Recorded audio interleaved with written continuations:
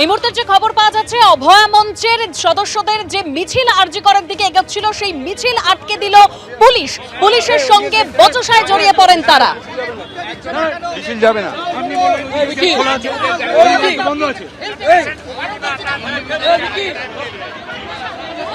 Hello hello, সরাসরি চলে যাবো, আমাদের প্রতিনিধি উজ্জ্বল মুখোপাধ্যায় রয়েছেন আমাদের সঙ্গে। উজ্জ্বল, কি পরিস্থিতি?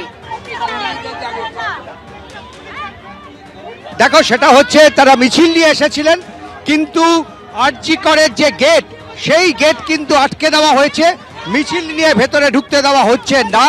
এখানে আমরা জানি যে সেন্ট্রাল ফোর্স রয়েছে, পাশাপাশি যারা রয়েছেন তাদেরকে কিন্তু আটকে দেওয়া হয়েছে।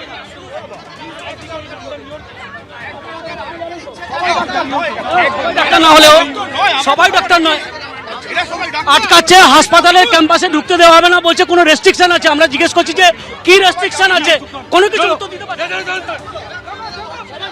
দেখতে পাচ্ছে একেবারে ধস্তাধস্তি চলছে, আরজি করের ভেতরে ঢুকতে চায় যারা মিছিল নিয়ে এসেছেন সকলে, এবং অন্যদিকে এখানে সিআরপিএফ রয়েছে, এখানে পুলিশের সঙ্গে কিন্তু রীতিমতন ধস্তাধস্তি। তারা মিছিল নিয়ে ভেতরে ঢুকতে চায়, কিন্তু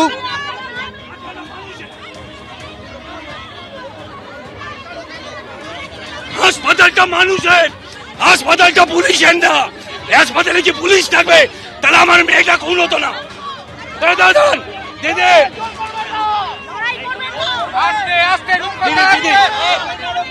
দিদি দেখতে পাচ্ছ পুলিশ এখানে কিন্তু ব্যারিকেড ভেঙে ফেলা হচ্ছে, এবং মহিলারা যারা রয়েছেন তারা কিন্তু এই যে সামনে ব্যারিকেড ছিল সেই ব্যারিকেড ভেঙে তারা ভেতরে ঢুকছে, কারণ তাদের দাবি তারা ভেতরে ঢুকবে।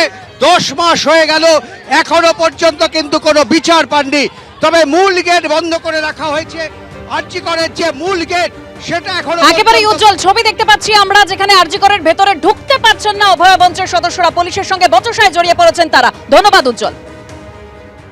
করোনা নিয়ে নবান্নে বৈঠক করেছেন মুখ্যমন্ত্রী মমতা বন্দ্যোপাধ্যায়। সংশ্লিষ্ট সব দপ্তরের সঙ্গে বৈঠক করেছেন তিনি, এবং তিনি বলছেন যে প্রস্তুতি সেরে রাখলাম, তবে ভয় পাওয়ার কিছু নেই। আশা করি প্যান্ডামিক আর হবে না। যা যা দরকার সবই সরকারি হাসপাতালে আছে। ভ্যাকসিনও বেরিয়েছে, সবাই ভ্যাকসিনও নিয়েছে। কি বলেছেন তিনি, শুনুন।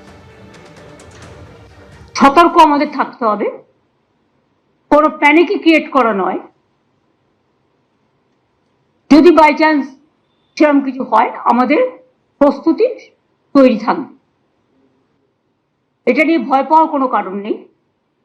কিছু কিছু ক্ষেত্রে যাদের কোমরবিডিটিস আছে,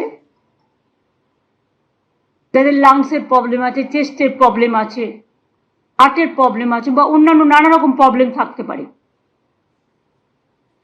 এবং sometimes ageing is also the factor. সর্দি কাশি হলেও একটা বুকে কফ জমে থাকলে শ্বাসকষ্ট হয়, যার জন্য নেবুলাইজার করা হয়, করে ওটাকে ক্লিয়ার করা হয়। তারা ডাক্তার দেখান, ট্রিটমেন্ট করুন।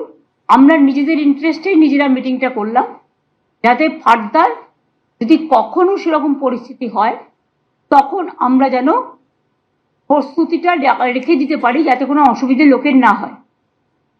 কিন্তু এখনই আমরা এ ব্যাপারে কোনো সিদ্ধান্ত নিচ্ছি না, তার কারণ সেই সিচুয়েশন তৈরি এখনো হয়নি।